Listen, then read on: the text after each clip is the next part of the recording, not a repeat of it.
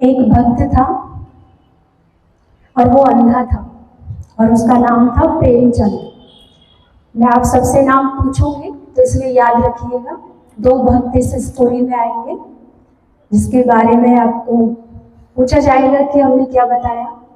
तो एक का नाम था प्रेमचंद, लेकिन वो अंधा था और गुरुद्वारे पर बहुत लोग जाते थे और वो बीच में ऐसा एक स्थान था जहाँ सभी जो गुरुद्वारे में जाने वाले थे वो वहाँ पे स्टे करते थे।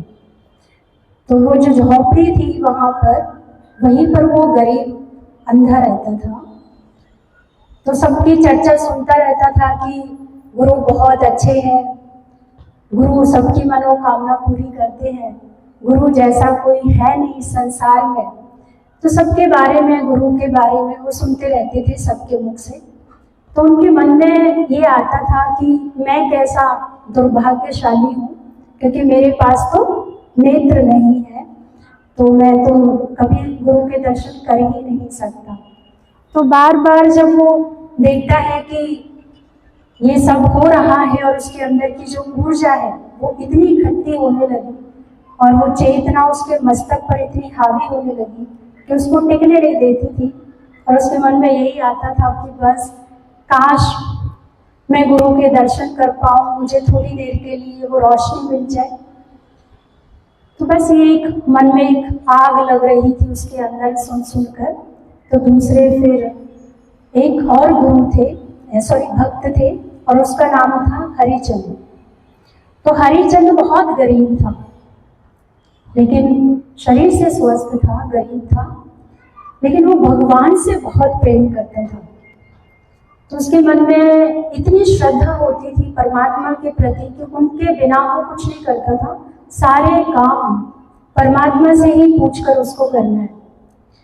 तो जब जैसे जैसे वो परमात्मा के प्रति समर्पित होता जा रहा था, अपने कर्म भी समर्पित करता जा रहा था, तो वो धीरे धीरे बड़ा व्यक्ति बना, यानी उसका अपना एक मकान बना, अच्छी जॉब लगी।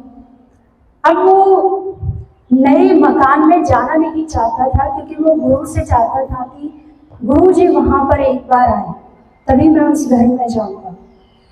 तो अब बहुत ज़्यादा उसके अंदर ये लगन कि मेरे को पहले गुरु को घर में बुलाना है। अब अर्जी डाल रहे हैं लेकिन गुरु भी कहीं ना कहीं बिजी रहते थे और नहीं उनका निमंत्रण स्वीकार कर पाते थे। लेकिन वो बहुत जिद्दी था, तो उसने ठान लिया था कि जब तक गुरु नहीं आएंगे, मेरे नए घर में प्रवेश नहीं करेंगे, मैं नहीं जाऊँगा। तो आखिर में ऐसा हुआ, गुरुजी ने एक्सेप्ट किया और वो उनके घर आए, नए घर में।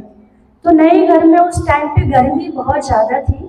तो जैसे ही गुरु को बिठाया सोफे पर, तो दो और उन्होंने कर्मचारी उनको दे दिए और वो उनकी बहुत हवा कर रहे थे। लेकिन गुरु का जो पसीना है वो सूखने में ही नहीं आ रहा है और वो आगे पूछ रहा है कि आपको खातिर में पानी चाहिए, कुछ चाहिए, लेकिन वो मना कर देते थे कि नहीं, मुझे कुछ नहीं चाहिए, लेकिन मुझे गर्मी बहुत लग रही है। तो कहते गुरुजी हवा भी हो रही है फिर भी गर्मी क्यों लग रही है? क्योंकि जो अंधा था, कौन था अंधा? वेरी गुड, जोरदार अपने लिए ताली बजाएं। तो बड़ा ध्यान से सुना आप सभी ने। तो प्रेमचंद जो था उसके अंदर जब वो आग लगी दर्शन की कि मुझे उनका दर्शन करना है, तो वो व्यक्ति वहां से चल दिया और भटक गया रास्ता कि मैं जैसे तैसे अपने आप चला जाता हूँ, लेकिन वो पहुंच नहीं पाता है। तो वो एक धूप में बैठ जाता है और इतना परेशान होता है कि गुरुजी मुझे दर्शन दे दो। तो वो जब धूप में बैठा हुआ था ना, उसकी गर्मी किसको लग रही थी? गुरुजी को लग रही थी। तो फिर गुरुजी कहते हैं कि नहीं, मैं टिक नहीं सकता, यहाँ पे बैठ नहीं सकता, मुझे जाना ही होगा, किसी की पुकार मुझे पुकार रही है। तो चले जाते हैं और जाकर के उस प्रेमचंद के पास पहुंचते हैं। किसके पास से गए थे? शाबाश, एक बार फिर से ताली बजाएं। हाँ, तो हरिश्चंद्र प्रेम का दीवाना था, दर्शन भी हुए, घर में भी आए, लेकिन कुछ खाया पिया नहीं था। तो जब वो जाते हैं उस अंधे भक्त के पास, तो थोड़ी देर के लिए वो दृष्टि उनको देते हैं, लेकिन उससे पहले जब वो आवाज लगाते हैं प्रेमचंद प्रेमचंद, तो कहते गुरुजी आप आ गए, भगवान मेरे आप आ गए। तो कहते आपने कैसे पहचान लिया कि मैं गुरुजी हूँ?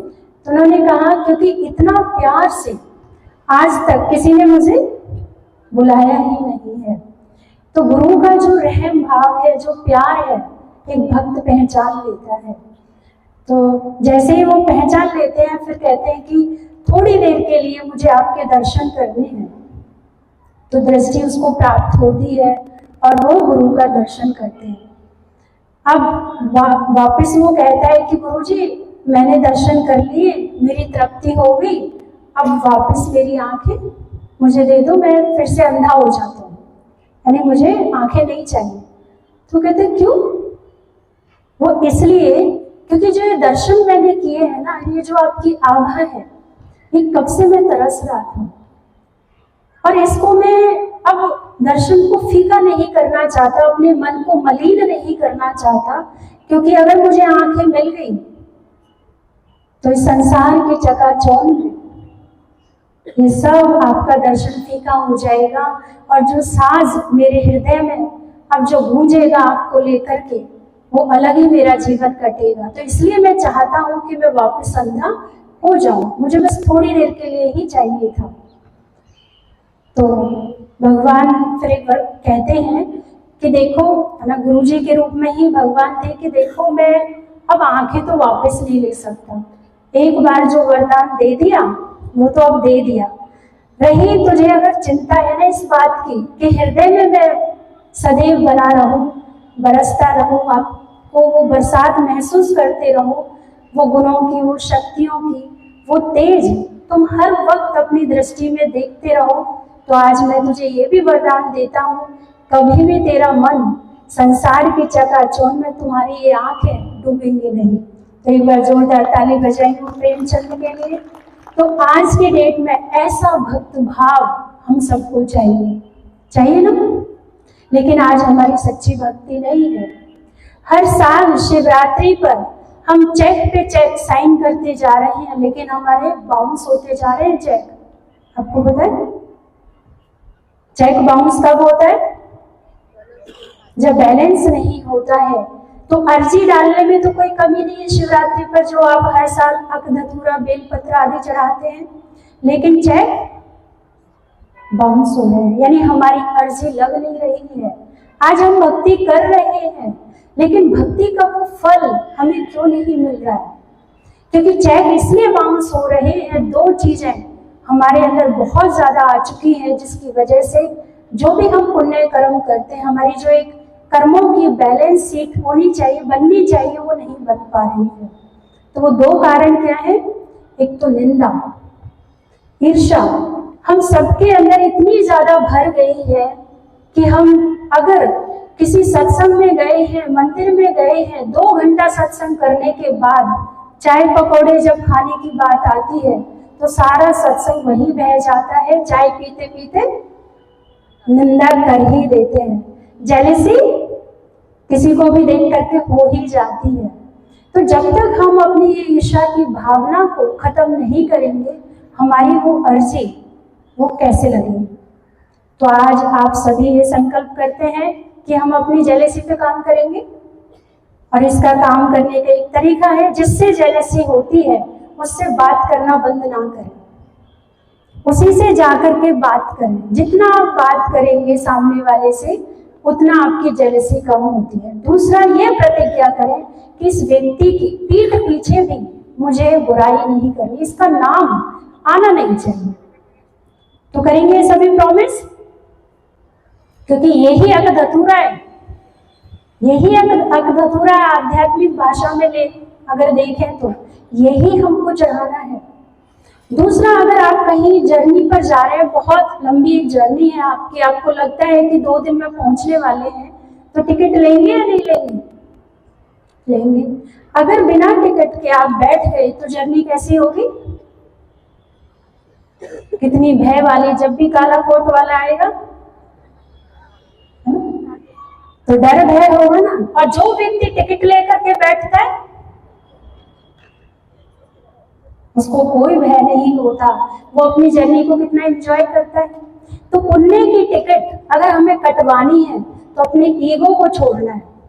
ये जो ईगो है ना, बहुत मौका देता है हमें अपनों के साथ कुछ अच्छा कर्म करने के लिए, चाहे वो अपनी सोसाइटी में हो, चाहे अपने रिलेशन में हो, लेकिन अहंकार उस समय शामिल नहीं होने देता, अपना कंट्रीब्यूशन हम नहीं दे पाते हैं। तो अच्छी टिकट अगर कटवानी है पुण्य की तो ईगो को छोड़ना पड़ेगा, ठीक है। और चेक बाउंस ना हो तो ईर्ष्या निंदा को छोड़ना पड़ेगा। कौन कौन राजी है? दिल से कर रहे हैं कि नहीं? आपका सबकॉन्शियस माइंड सुन रहा है, तभी वो सपोर्ट करेगा आपको। तो शिवरात्रि हम मनाते हैं, आज अंधकार, पापाचार, भ्रष्टाचार सब फैल रहा है, सब देख रहे हैं। मेंटल हेल्थ सबकी बिगड़ती जा रही है कोरोना के बाद। आज कोई व्यक्ति खुश नहीं नजर आ रहा है। तो अंधकार की तो क्या ही बात करें, रोशनी की बात कर लेते हैं। तो अंधकार तो बहुत है इस संसार में, लेकिन इस अंधकार को दूर करने का तरीका निराकार शिव आकर के हमें सिखाते हैं। तो वो 5-10 रुपए का अकधतूरा बेलपत्र नहीं चाहते, ये तो हर साल हम करते चले आए हैं। वो ये कहते हैं जो 5 विकार है ना, 5 बेर जो हम चढ़ाते हैं, वो वैर, घृणा है ना, नफरत, ये जो 5 विकार हैं, काम, क्रोध, लोभ, मोह, ये मुझ पर चढ़ा दो। तो हमें ये चढ़ाना है। इसलिए हर एक के पास ये 5 विकार होते हैं। तो कोई भी गरीब हो चाहे अमीर हो, हर कोई शिव के मंदिर में जाकर वो अकधतूरा चढ़ा सकता है, क्योंकि वो 5 विकार चाहते हैं ना। मिठाई का डब्बा नहीं मांगते, शिव बोले मिठाई नहीं मांगते, क्योंकि वो तो गरीब नहीं चढ़ा सकता ना। अकधतूरा जो अक जैसी कड़वाहट है वो परमात्मा चाहता है। पानी कितना रहता है? 2 किलो, और दूध कितना रहता है? 2 बूंद। तो जो मिलावट है परमात्मा कहते हैं वो मुझ पर चढ़ा दो। जो रिश्तों में मिलावट आ गई है, अंदर से तो लग रहा है क्यों आई, बाहर से कह रहे हैं आओ जी आओ जी, है ना। तो ये जो मिलावट है, जो दिखावा है, ये हमें छोड़ना पड़ेगा। परमात्मा शिव ये चाहते हैं। तो सभी राजी हैं ये 5 विकार और मिलावट छोड़ने के लिए? तो सुख शांति आसमान से ऐसे ही नहीं आएगी या कहीं और से नहीं आएगी। एक तो हमने इतने पाप कर्म 63 जन्मों से किए हैं जो हमारे सबकॉन्शियस माइंड में है, जिसकी भोगना हम सबको भोगनी पड़ रही है। मुझे बड़ा सुंदर एक बहन ने कल बताया कि जो हम बेहोशी की स्थिति में कर्म कर जाते हैं गलत, उससे हमारे कार्मिक अकाउंट सेटल होते हैं। ध्यान से सुनना इस बात को, बोलो ओम शांति, ताकि सबका ध्यान यहीं आ जाए। तो जो अननोइंगली यानी बेहोशी में जो कर्म होते हैं और गलत हो जाते हैं, उससे हमारा कार्मिक सेटल होता है। और जो व्यक्ति नोइंगली रॉन्ग करता है, जानबूझकर किसी के साथ गलत करता है, उसके कार्मिक नए क्रिएट हो रहे हैं। तो कैसे हम इसको देखें, समझें अपनी लाइफ में कि कहाँ कहाँ मेरा बन रहा है हिसाब किताब, जहां मुझे ही अच्छा नहीं लग रहा है, जो चीज मुझे अच्छी नहीं लगती और वो मैं कर रही हूँ, तो कहीं ना कहीं यानी मुझसे कोई तेज आवाज में बात करे मुझे पसंद नहीं, लेकिन मैं किसी से अगर तेज आवाज में बात कर रही हूँ तो ये भी तो विकर्म ही बन रहा है ना, बन रहा है। तो हमें अपने विकर्म नहीं बनाने हैं, अब अपना चरित्र हमें बहुत ऊंचा उठाना है। आज हम हर एक से लव एंड रिस्पेक्ट चाहते हैं, बिना चरित्र के, श्रेष्ठ चरित्र के हमें किसी का प्यार और सम्मान नहीं मिल सकता। जब पूरी जिंदगी हम एक दूसरे से ये कहते रहे कि आप तो मेरे अपने, कम से कम आप तो मुझे समझो, कोई भी नहीं समझने वाला आज की डेट में। हर एक को, इवन घर में अगर मेड भी है ना, तो वो भी ये चाहते हैं पर थैंक यू तो बोल दो, सुबह से शाम तक लगी हुई है आपके लिए। तो आज हमें लव और रिस्पेक्ट अगर चाहिए तो क्या चाहिए, क्या चाहिए, यहाँ वाले बताएंगे क्या बताया उसके लिए? चलो इधर वाले बताएं। नहीं, चरित्र, श्रेष्ठ चरित्र बनाना पड़ेगा। कहते हैं चाय की पत्ती के बिना चाय अधूरी है, तो श्रेष्ठ संकल्पों के बिना एक श्रेष्ठ चरित्र की कल्पना जो हम करते हैं वो भी कहीं ना कहीं अधूरा है। तो एक एक विचार जो आपके चल रहे हैं दूसरे के प्रति, वहां से हम हटा लें। एक एक विचार को हम श्रेष्ठ बनाएं, पॉजिटिव बनाएं, पहले नापे तोले फिर आगे उसको बोले, तब हमारे चरित्र में बदलाव आता है। समझते हैं सभी? इसलिए कहते हैं wealth is gone, nothing is gone. Wealth is gone, nothing is gone. Health is gone, health is gone, something is gone. यानी अगर हमारी हेल्थ चली जाती है, वो ठीक भी हो जाती है, लेकिन फिर भी तो कुछ तो गया है। असली दांत तो चले गए, चाहे नकली मिल गए, है ना? तो यानी समथिंग इज गॉन। और character is gone, everything is gone.